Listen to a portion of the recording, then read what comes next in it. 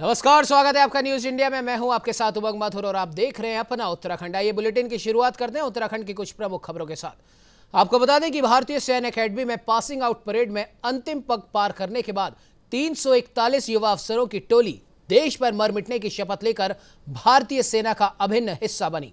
ऐतिहासिक शेरवुड भवन के सामने ड्रिल स्क्वायर पर परेड शुरू हुई। सेना के दक्षिणी पश्चिमी कमान के general officer commanding lieutenant general RP Singh ने बतौर रिविंग ऑफिसर परेड का निरीक्षण कर पास जेंटलमैन कैडेट से सलाह मिली। कोरोना संक्रमण के खतरे को देखते हुए इस बार भी परेड सादगी से आयोजित की गई। आपको बता दें कि इस बार 341 भारतीय और 84 विदेशी कैडेट्स पास आउट होकर अफसर बन गए हैं। खास बात यह है कि इसमें भारतीय सेना में अफसर बनने जा रहे 37 उत्तराखंड के जेंटलमैन कैडेट भी शामिल हैं।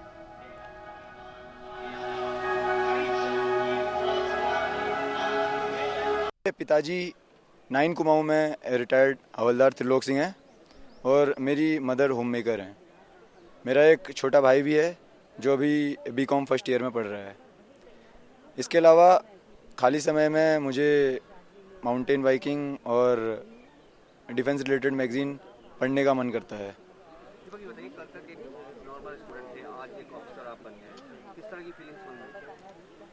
ये जिस तरह की फीलिंग आज मेरे और हर किसी जीसी के आईएमए के मन में है वो नॉर्मल शब्दों में बयां करना बहुत ही मुश्किल है। आज मैं उन सब लोगों का आभारी हूं जिन्होंने मेरी इस सफलता के पीछे अपना हाथ दिया है और हर एक उस इंडिविजुअल का जो कि मेरे स्कूल के शिक्षक हों, मेरे माता पिता हों और मेरे सहपाठी हों। मैं हर एक का दिल से शुक्रगुजार हूं कि उन्होंने आज इस मुकाम तक मुझे ही न केवल मुझे बल्कि मेरे साथ अन्य 435 जीसीओं को भी पहुंचाने में सहायता की है। किस तरह के चैलेंजेस देखते हैं आने वाले समय में? अभी के हिसाब से तो इस चीज़ पे कुछ कहना मतलब बहुत वो रहेगा, क्योंकि अभी आने वाले समय में जो चैलेंजेस होंगे उन्हें उसी हिसाब से वो क्या सफलतापूर्वक वो किया जाएगा, सॉल्व किया जाएगा। क्योंकि जैसे जैसे कोई भी चैलेंज आएगा वैसे वैसे उसके लिए तुरंत उपाय सूचित किया जाएगा, जो कि ट्रेनिंग हमने आईएमए में पाई हुई है, उसके तहत हम उसका सॉल्यूशन निकालें। तो वहीं नैनीताल में पहाड़ी से पत्थर गिरने और राष्ट्रीय राजमार्ग में मोटरसाइकिल सवार के बाल बाल बचने का वीडियो वायरल हो रहा है। दरअसल नैनीताल जिले के अल्मोड़ा राजमार्ग में गर्म पानी के पास पहाड़ी से मलबा गिरने लगा। तभी अचानक मलबे के बीच एक बड़ा पत्थर पहाड़ी से तेजी से लुढ़कता हुआ कैमरे में कैद हो गया। पहाड़ी से गिरता पत्थर साफ दिखाई दे रहा है और उसी पल सड़क पर वहां से एक मोटरसाइकिल चालक भी गुजरता नजर आता है और मोटरसाइकिल चालक के ठीक आगे वो पत्थर गिरता है, लेकिन उसका बाल बीमा का नहीं होता। वीडियो में मोटरसाइकिल चालक घटना के बाद राष्ट्रीय राजमार्ग में आगे बढ़ता नजर आता है। घटना गर्म पानी क्षेत्र में मेंढक पॉइंट की बताई जा रही है।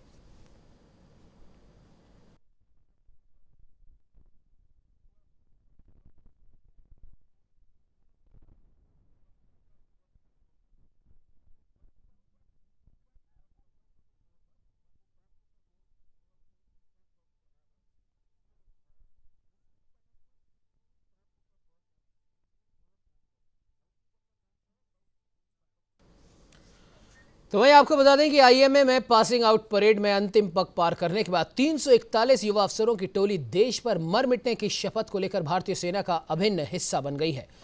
ऐतिहासिक शेरवुड भवन के सामने ड्रिल स्क्वायर पर परेड शुरू हुई और सेना के दक्षिण पश्चिमी कमान के general officer commanding lieutenant general RP Singh ने बतौर रिव्यूइंग ऑफिसर परेड का निरीक्षण कर पास जेंटलमैन कैडेट से सलाह मिली।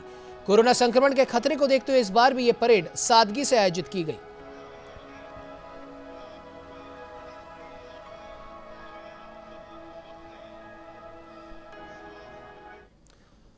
तो इस खबर पर ज्यादा जानकारी के लिए हमारे साथ में देहरादून से संवाददाता साक्षी सहानी हमारे साथ में जुड़ चुके हैं। साक्षी, जानना चाहेंगे कि 341 नए जेंटलमैन कैडेट्स भारतीय सेना में अफसर बन गए हैं और देश के लिए कर गुजरने के लिए तैयार हो चुके हैं। क्या कुछ कहना चाहेंगे साक्षी?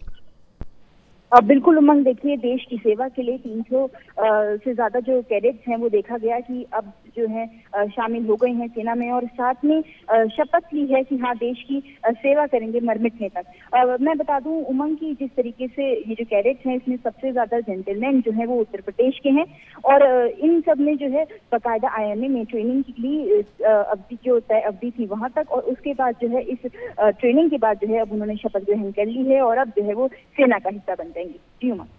बिल्कुल साक्षी, और जानना चाहेंगे कि इनमें कई जो जेंटलमैन कैडेट्स हैं वो उत्तराखंड से भी आते हैं, उनके बारे में क्या कुछ कहना है? अब बिल्कुल उमंग, देखिए इसमें से उत्तर प्रदेश और उत्तराखंड के कई कैडेट्स हैं जिनमें देखा गया कि जिस तरीके से जो है लगातार तैयारियां शुरू से ही हो रही थी कि इस तरीके से जो है सेना में भर्ती होना है, और फिर इनकी बाकायदा जो है ट्रेनिंग हुई, और साथ में उमंग इनको विभिन्न जो है ट्रेनिंगों से लैस किया जाता है। अगर बात करें तो वेपन से रिलेटेड हो, या फिर बात करें जो दिमागी क्षमता है, यानी आपको दुश्मन को दिमाग से किस तरीके से हराना है, सभी तरह की जो ट्रेनिंग है इसमें दी जाती है। और साथ में ये ध्यान रखा जाता है कि अपनी सुरक्षा के साथ साथ किस तरीके से दुश्मन को मार गिराना है, वो सबसे ज्यादा जो है प्राथमिकता में रहे। जी बिल्कुल साक्षी, इस खबर पे तमाम जानकारी देने के लिए आपका बहुत बहुत धन्यवाद।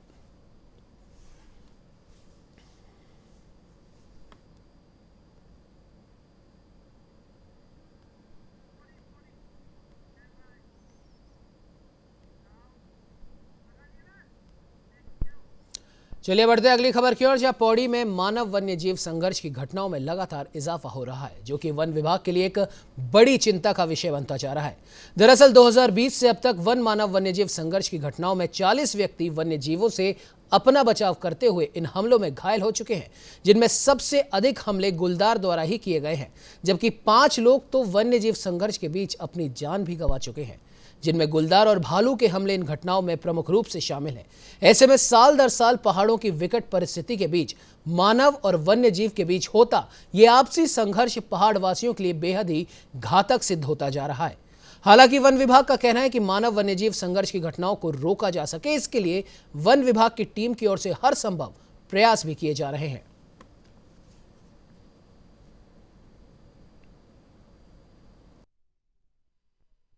जनपद जो है हमारा, ये वन्य जीव की दृष्टि से और आपदा की दृष्टि से बहुत ही संवेदनशील क्षेत्र है हमारा, और यहाँ पे प्रायः मानव वन्य जीव संघर्ष की घटनाएं होती रहती हैं। देखने में आया है कि यहाँ गुलदार और भालू के हमले दमदेवल, थलीसैंण, पोखड़ा इन क्षेत्रों में ज़्यादा मात्रा में पाए जाते हैं।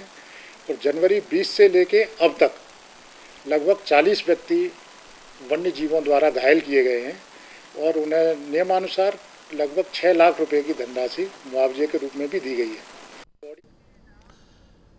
तो वहीं उत्तराखंड में पिछले कुछ दिनों से कोरोना के मामले काफी कम आ रहे हैं, और पिछले 24 घंटों में कोरोना संक्रमण के 287 नए मामले सामने आए, जबकि 21 मरीजों की मौत हो गई।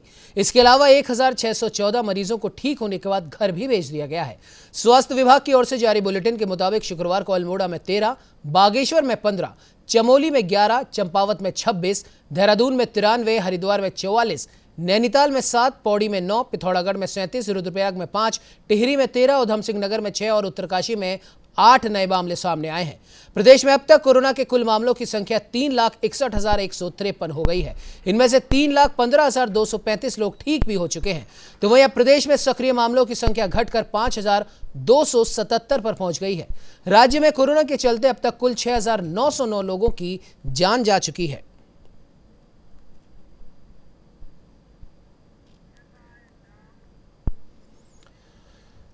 तो वहीं हल्द्वानी में उधम सिंह नगर नैनीताल के सांसद अजय भट्ट ने जमरानी बांध को लेकर संबंधित अधिकारियों के साथ समीक्षा बैठक आयोजित की। तो वहीं बैठक में जमरानी बांध के प्रोजेक्ट में तेजी लाने के लिए सभी अधिकारियों को निर्देश दिए गए। तो वहीं अजय भट्ट ने कहा कि जमरानी बांध राज्य केंद्र सरकार की महत्वाकांक्षी योजना है। इस बांध के बन जाने से पानी की किल्लत को दूर किया जा सकेगा और सिंचाई के लिए पानी की कभी कमी नहीं होगी।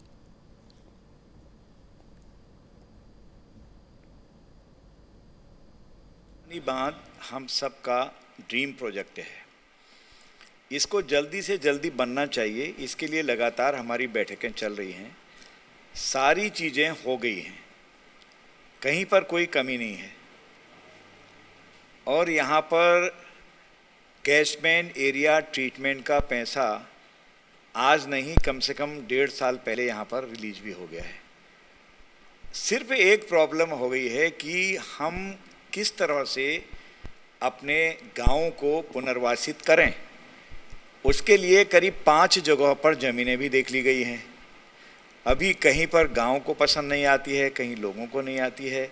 एक चेक इतना बड़ा कहीं नहीं मिल पा रहा है कि जिसमें सबके सब लोगों को पुनर्वासित करें। आपको बता दें कि हरिद्वार देहात में कोरोना के ग्राफ को शून्य बनाए रखने के लिए प्रशासन ने अपनी ताकत झोंक दी है और इसी क्रम में अब क्षेत्र में हाईवे पर भी शिविर लगाकर कोरोना सैंपलिंग शुरू कर दी गई है।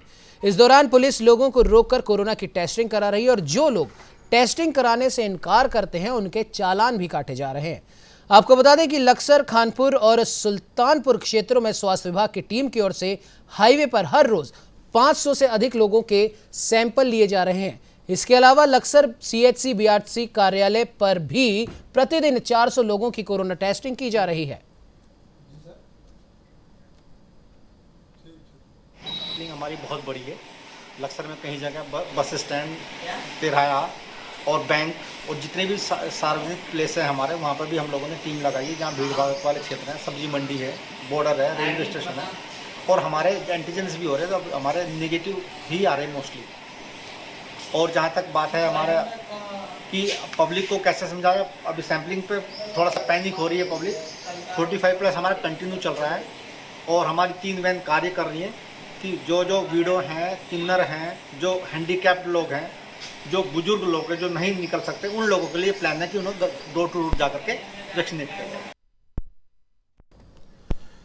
तो वहीं नैनीताल विधायक संजीव आर्य ने पर्यटन को बढ़ावा देने के उद्देश्य से नैनीताल के मल्लीताल रिक्शा स्टैंड और तल्लीताल रिक्शा स्टैंड के सौंदर्यीकरण का शिलान्यास किया।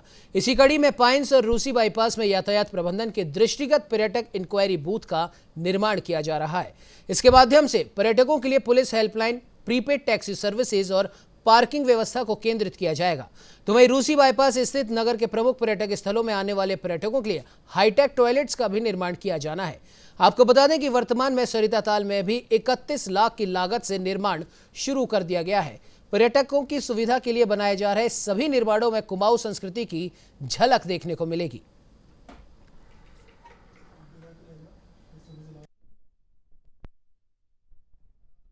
क्योंकि अब हमें आगे के पर्यटन की दृष्टि से भी क्योंकि इस वक्त कोविड पैंडेमिक है, बहुत ज़्यादा व्यापार प्रभावित हुआ है, लेकिन हमें आगे की तैयारियों के लिए भी काम करने की ज़रूरत है। इस बार हम उन पर्यटकों के लिए जो नैनीताल आते हैं, उनके लिए जगह जगह पर जहाँ पे हमको जगह उपलब्ध हो रही है, हम हाईटेक शौचालयों का निर्माण कर रहे हैं, जिसमें रूसी बाईपास है और सरिता ताल के समीप हम इसका निर्माण कर रहे हैं। इसके अलावा हम जो हमारा पंगूट है और जो हमारा रूसी गांव है, इधर हम इंक्वायरी सेंटर्स, बूथ सेंटर्स स्थापित कर रहे हैं। तो वहीं पावर बैंक ऐप में निवेश के नाम पर धोखाधड़ी मामले में उत्तराखंड STF ने कार्रवाई की। मामले में अंतर्राष्ट्रीय गिरोह के एक और सदस्य प्रकाश बैरागी को STF ने उत्तर प्रदेश के लखीमपुर खीरी से गिरफ्तार किया। आपको बता दें कि गिरोह ने निवेश के नाम पर करीब 360 करोड़ रुपए का घपला किया है, जिसके खुलासे के लिए उत्तराखंड पुलिस इंटरपोल की भी मदद लेने जा रही है। तो वहीं पुलिस के मुताबिक ये देश की सबसे बड़ी साइबर ठगी मानी जा रही है। दरअसल अभी तक की जांच में उत्तराखंड STF को 55 शिकायतें मिल चुकी हैं। प्रकार की शिकायतें संभवतः अन्य राज्यों की पुलिस को भी मिलती रही होंगी। कब उनको मिली, किस तिथि पे, किस राज्य में सबसे पहली शिकायत पुलिस के पास आई, ये तो मैं नहीं कह सकता, लेकिन ये मैं निश्चित रूप से कह सकता हूँ कि इसमें FIR दर्ज करने वाली सबसे पहली उत्तराखंड पुलिस थी और उसके बाद अन्य राज्यों में FIR दर्ज हुई है। तो इसमें कोई ऐसी मतलब ये कोई उतना बड़ा विषय नहीं है। मेन जो इसमें विषय ये है कि अब इस पूरे स्कैम की। तो वहीं कोविड कर्फ्यू में सरकार द्वारा दी गई थोड़ी छूट मिलने के बाद हरिद्वार देहात के बाजार खुल गए हैं, लेकिन बाजारों में ज्यादा भीड़ नजर नहीं आ रही। लोग मास्क और सोशल डिस्टेंसिंग का भी ख्याल रख रहे हैं, लेकिन खास बात यह है कि दुकानों पर कुछ ग्राहक तो नजर आए, परंतु व्यापारियों के चेहरों पर रौनक नजर नहीं आई। व्यापारी अभी भी पूरी तरीके से संतुष्ट नहीं है। व्यापारियों की मांग है कि सभी संस्थान खोले जाएं और लश्कर व्यापार मंडल के महामंत्री का कहना है कि लॉकडाउन ने सभी व्यापारियों की कमर तोड़कर रख दी है, इसीलिए कोविड कर्फ्यू में सभी व्यापारियों को छूट मिलनी जरूरी है। प्रति आज बैठ करके बहुत अच्छा लग रहा है। इतने दिनों बाद, लगभग 1.5 महीने के अंतराल के बाद हमने इतने दिनों बाद दुकान खोली है और उम्मीद है कि आगे भी ऐसे ही रिस्पॉन्स हमें सरकार की तरफ से मिलता रहेगा। इस बुलेटिन में फिलहाल इतना ही। देश प्रदेश की तमाम खबरों को देखने के लिए आप बने रहिए हमारे साथ और देखते रहिए न्यूज़ इंडिया।